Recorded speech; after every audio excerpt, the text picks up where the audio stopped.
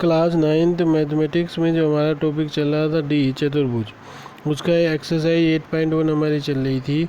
उसका question number 7, 8 नहीं है इसमें, क्वेश्चन नंबर 7 है। 8 ही गलत लिखा हुआ है, क्वेश्चन नंबर 7 है। एक ही क्वेश्चन है आज। ये क्या है कि ABCD एक समचतुर्भुज है। ABCD क्या है? एक समचतुर्भुज है।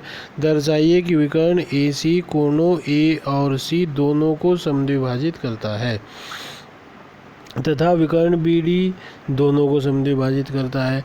तो दिया हुआ तो क्या है कि ABCD ये जो है एक समचतुर्भुज है। समचतुर्भुज का मतलब क्या हो गया? उसकी चारों भुजाएं बराबर होगी। अब त्रिभुज ADC में, इस वाले त्रिभुज में ADC में क्या हुआ कि ये ADC, ये कौन है? ACD, ये वाला ADC में क्या है? AD बराबर है DC के, समचतुर्भुज है। और त्रिभुज का नियम क्या कहता है कि जब जो भुजाएं बराबर होती है उनके सामने के जो कोण होते हैं वो बराबर होते हैं। तो इसीलिए इसके सामने का कोण 3 हुआ, इसके सामने का कोण 1 हुआ। तो कोण 3 = 1, ये इक्वेशन नंबर फर्स्ट हुई।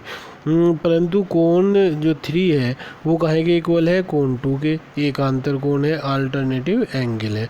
इसीलिए इन दोनों इक्वेशन से क्या हो गया? ये भी क्वेश्चन कोण 3 है, कोण ये एंगल 1 के इक्वल है, ये एंगल 3 एंगल 2 के इक्वल है। इसका मतलब क्या हुआ कि एंगल 1 इक्वल है एंगल 2 के।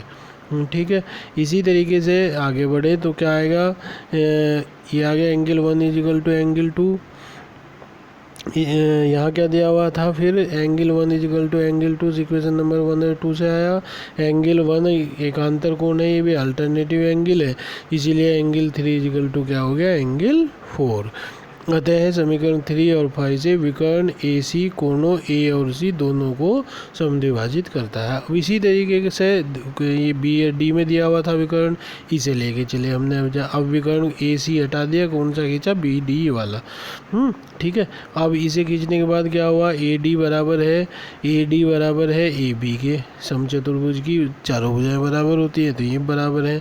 इनके सामने के एंगल इक्वल होंगे। ठीक है। एंगल इक्वल होने का मतलब क्या हुआ कि ये जो है कौन सा एंगल होगा? Angle 5 = angle 7। ये इसके सामने का 7, इसका 5, तो 5 एंगल 7। परंतु एंगल 7 = दिया हुआ है एंगल 6 के, तो एंगल 5 = क्या हो गया? एंगल 6। इसी तरीके से एंगल 5 = है एंगल 8 के, अल्टरनेटिव एंगल है ये भी। तो इसीलिए विकर्ण से इसका मतलब क्या हुआ कि एंगल 7 = क्या हो गया? एंगल 8, और एंगल 5 = हुआ था एंगल 6 के। तो इसका मतलब क्या हुआ कि ये विकर्ण एक को समद्विभाजित करता है। यहाँ इसकी जगह 7 करना है, एंगल 6 की जगह एंगल 7। ठीक है। ये क्वेश्चन आपको कॉपी पे करना है। धन्यवाद।